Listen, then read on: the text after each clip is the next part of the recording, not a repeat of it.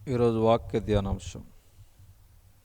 దేవుడంటే ఎందుకు ఈ పేదరికం?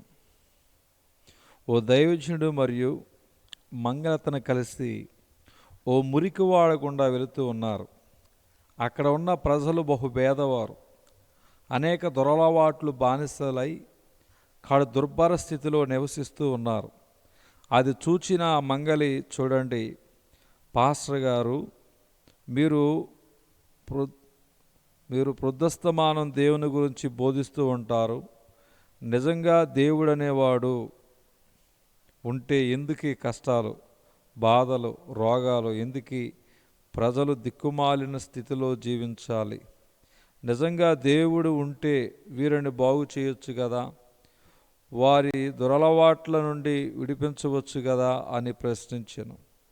అందుకు ఆ దైవజనుడు మాట్లాడకుండా నడుస్తుండగా ఇంతలో ఒక భిక్షగాడు బహుగా మాసిపోయిన గడ్డం కలిగి వండలు చుట్టుకుపోయి వ్రాలాడుతున్న జుట్టుతో చూడడానికి బహు భయంకరంగా కనిపించాడు. అతన్ని చూసిన ఆ పాస్టర్ గారు ప్రక్కన నడుస్తున్న మంగళను చూచి, నువ్వు అసలు సరైన మంగళవేనా? నీకు అసలు జుట్టు కత్తిరించడం, గడ్డం గీయటం వస్తుందా?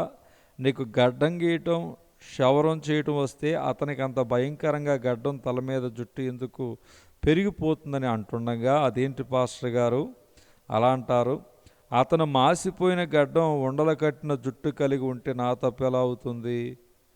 అతను ఎప్పుడైనా నా దగ్గరకు వచ్చి, అయ్యా కాస్త నా గడ్డం గీస్తావా, క్షవరం చేస్తావా అని అడిగితే కదా నేను అతనికి గడ్డం గీసేది, క్షవరం చేసేది అని అంటుండగానే ఆ పాస్టర్ గారు, చూడు నాయన, నువ్వు కూడా దేవుని నిందించకు. పేదరికములో మనుషులు మగ్గిపోవటం, త్రాగుడుకు, పాపపు అలవాట్లకు బానిసలై దుర్భర స్థితిలో జీవించడానికి కారణం దేవుడు కాదు.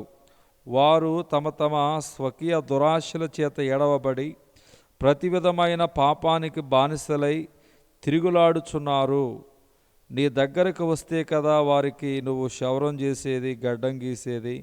అలాగే వీరు దేవుని దగ్గరకు వచ్చి, అయ్యా మమ్మను కరుణించు, మమ్మలను క్షమించు, మమ్మల్ని బాగు చేయమని దేవుని చెంత వేడుకుంటే కదా దేవుడు ఏమైనా చేయగలిగేది అని అంటుండగా ఆ మంగళవాణి కళ్ళు తెరవబడ్డాయి.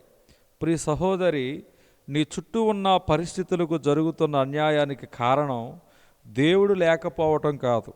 అలాగే నీ జీవితంలో నీ కష్టాలు తీరకపోవడానికి, నీ సమస్యలకు పరిష్కారం దొరకపోవడానికి, నీవు కన్న కలలు కలలాగా మిగిలిపోవడానికి, నువ్వు పొందుకుంటున్న పరాజయానికి కారణం దేవుడు కాదు, దేవుడు లేకపోవటం కాదు.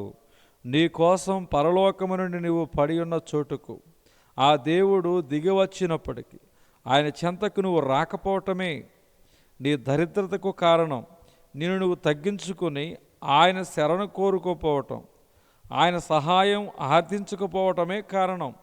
నీ పరిస్థితులను, నీ చుట్టూ ఉన్న వారిని నిందించటం మాని నువ్వు ఎక్కడ ఉన్నావో అక్కడే మోకరించి దేవునికి ప్రార్థన చేస్తే తప్పక నీకు సహాయం చేస్తాడు. ఆపత్కాలము నువ్వు నన్ను గూర్చి మొరబెట్టుము, నేను నిన్ను విడిపించుదును. కీర్తన గ్రంథం 50:15 అన్న దేవుని వాగ్దానాన్ని చేత పట్టుకుని నీ ఆపత్కాలము నుండి బయటపడు. ఆయన చెంత చేరువారిని ఎంత మాత్రమును దేవుడు త్రోసివేయడు.